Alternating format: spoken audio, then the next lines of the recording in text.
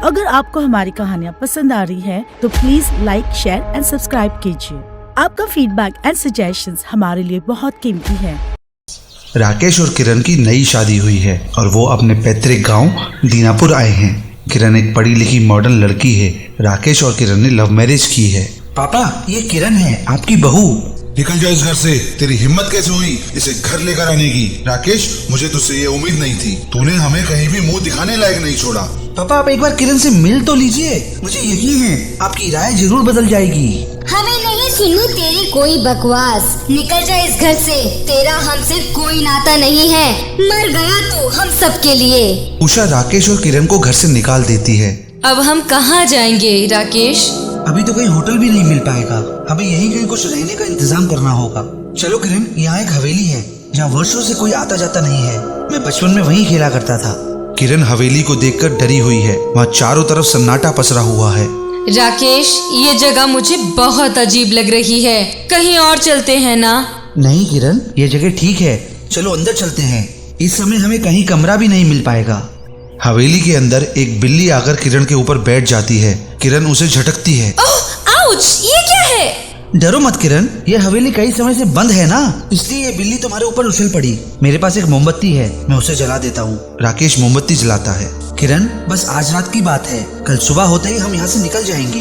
राकेश और किरण सो जाते हैं। तभी किरण को किसी की पायल छनकने और चूड़ी की आवाज सुनाई देती है। किरण घबराकर उठ जाती है कि तभी उसे एक औरत का साया नजर आता है। चुड़ैल जो हवा में उल्टी लटकी हुई थी और उसका चेहरा बहुत ही डरावना था। वो किरण का मुंह भींचकर उसे घसीटते हुए वहाँ से ले जाती है। नाच के दिखा। मुझे छोड़ दो, मुझे छोड़ दो। नाच। किरण नाचने लगती है। वो चुड़ैल भी उसके साथ नाचती है और नाचते नाचते वो चुड़ैल अपने पैने नाखूनों से किरण के पेट में घुसा देती है और उसकी लाश को हवेली के बाहर लटका देती है। अगली सुबह राकेश रोते हुए, किरण, ये क्या हो गया? तुम्हारा यह हाल किसने किया? किरण, राकेश बेटा, ये तूने क्या किया? तूने उस मंजुलिका को जगा दिया। अब वो किसी को नहीं छोड़ेगी। मंजुलिका कौन है काका?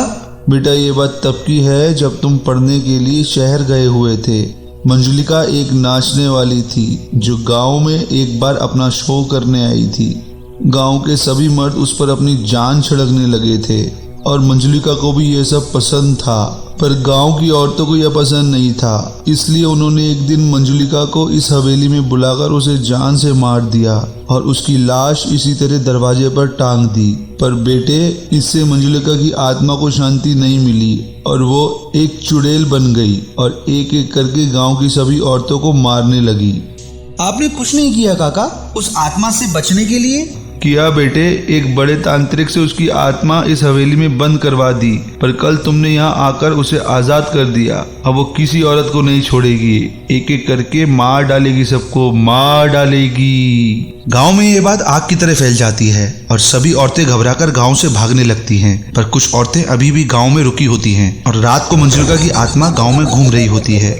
मार दूंगी, एक एक को मार दूंगी। इस गांव में एक औरत को नहीं छोड़ूंगी। जिस तरह मुझे मारा था वैसे ही सबको मार दूंगी। इस गांव में शमशान बना दूंगी। एक औरत जो बाहर सो रही थी उसे घसीटकर हवेली में ले जाती है। मुझे छोड़ दो मंजुलिका, मुझे छोड़ दो। मैंने तो तुम्हें मारा भी नहीं था। जिन औरतों ने तुम्हें मारा था उनको तुम मर चुकी हो। नहीं, पूरी औरत जात मेरी दुश्मन है। एक एक औरत को मार कर लटका दूंगी दरवाजे पर, तभी सुकून मिलेगा मुझे। तुम औरतें रहम लायक नहीं होती। तुम्हें तो मैं ऐसी मौत दूंगी कि लोग मंजुलिका का नाम लेने में डरने लगेंगे। चल, अब नाच के दिखा मुझे। नाच!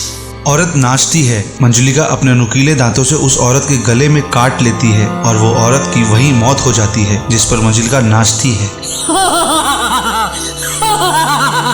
मरोगे, सब मरोगे। मंजुलिका किसी को नहीं छोड़ेगी।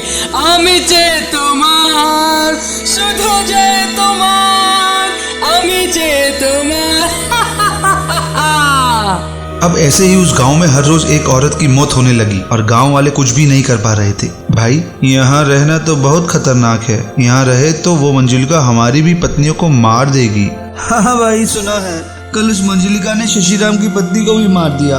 अरे बेचारी, वो तो बड़ी ही भोली थी। उसने तो आज तक एक चींटी भी नहीं मारी थी। भाभी, वो मंजुलिका यह नहीं देखती कि किसने क्या किया। उसे तो बस औरतों की मौत से लेना देना है। उसने सारी औरत जात को ही अपना दुश्मन बना लिया है और उसका अगला निशाना कौन है ये नहीं कहा जा सकता। अरे भाई, फिर क्या करें? हाथ पर हाथ रखकर बैठे रहें और अपनी पत्नियों को ऐसे ही मरते देखते रहें? सही कह रहे हो भाई। और यहाँ से जाएं भी तो कहाँ? यहाँ तो अपना घर है जो बड़ी मेहनत से बनाया है। किसी और गांव जाएंगे तो क्या करेंगे और कहाँ रहेंगे? मैं एक बाबा को जानती हूँ जो पड़ोस वाले गांव में रहते हैं। सुना है बहुत ही पहुँचे हुए हैं और हर भूत प्रेत आत्मा चुड़ैल को उन्होंने अपने बस में किया है। अरे भाभी, ऐसी बात है तो चलो उनके पास। सुषमा और महेश उस बाबा के पास जाते हैं और उन्हें सारी बात बताते हैं। बाबा उनकी बात सुनकर दंग रह जाते हैं। अगर ऐसी बात है तो तुम्हें मेरे पास पहले आना चाहिए था। वो आत्मा अगर ऐसे ही औरतों को मारती रही तो वो बहुत ताकतवर हो जाएगी और फिर उसे कैद करना नामुमकिन होगा। बाबा एक पानी में मंजुलिका की आत्मा को देखते हैं। बहुत ताकतवर हो गई है वो मंजुलिका। कई काली शक्तियाँ उसके बस में है। उसे कैद करना मुश्किल है। नहीं बाबा, ऐसा मत कहिए। आपसे बहुत आस है हमें। अगर आपने उस मंजुलिका को नहीं रोका तो पूरे गांव को औरत विहीन कर देगी और कई बच्चे अनाथ हो जाएंगे। हाँ बाबा, अब आप ही हमारे आस हैं, कुछ तो कीजिए। ठीक है, मैं कल उस हवेली में हवन करूंगा। आज की रात तुम्हें बहुत सचेत रहना होगा। उस मंजुलिका को तुम्हारे बारे में पता चल गया है कि तुम मेरे पास आए हो और वो तुम्हें मारने के लिए कोशिश जरूर करेगी। ये लो ताबीज, इसे संभाल कर रखना और अपने से दूर मत करना।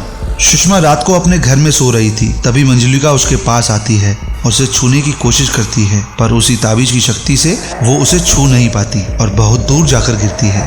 ये कैसे हुआ? इस सुषमा के पास ऐसा क्या है जिसके कारण मैं इसे छू भी नहीं पा रही हूँ? क्या है? ताबीज देखती है। अच्छा, तो इसने ताबीज पहना हुआ है। पर कोई नहीं, मैं आज रात किसी और औरत को अपना शिकार बनाऊंगी और कल इसे। मंजुलिका गांव की किसी दूसरी औरत को उठाकर ले जाती है और उसे मारकर टांग देती है। अगले दिन बाबा गांव में आते हैं। हमें यह हवन हवेली में अकेले करना है, इसलिए कोई भी इसके अंदर गलती से ना आए, नहीं तो पूरे गांव की जान खतरे में पड़ जाएगी। ठीक है बाबा, ठीक है।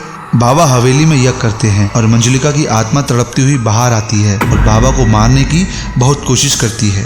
भाग जा बूढ़े, वरना बेकार में मारा जाएगा तू। तुम्हारा बदला पूरा हो चुका है मंजुलिका, इसलिए बेकसूर औरतों को मारना छोड़ो और जहाँ से आई हो वहीं चली जाओ। नहीं, मैं कहीं नहीं जाऊंगी। हर एक औरत मेरी दुश्मन है और सभी को मार के ही मुझे शांति मिलेगी। ठीक है, अब देख क्या करता हूँ मैं।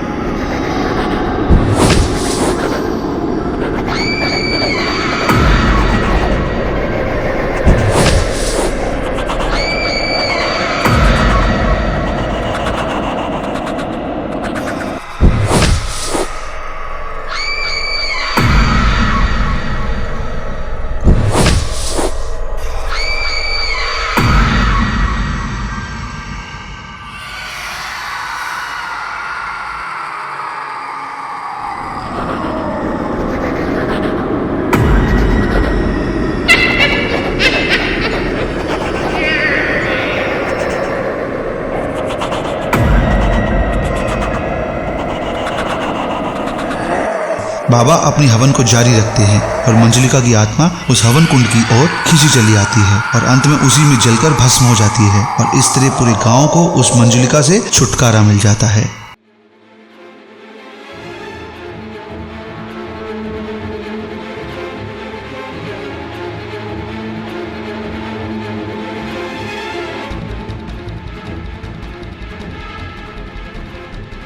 अगर आपको हमारी कहानियाँ पसंद आ रही हैं, तो please like, share and subscribe कीजिए। आपका फीडबैक एंड सजेशंस हमारे लिए बहुत कीमती है, इसलिए please leave a comment and bell icon दबाना ना भूलें।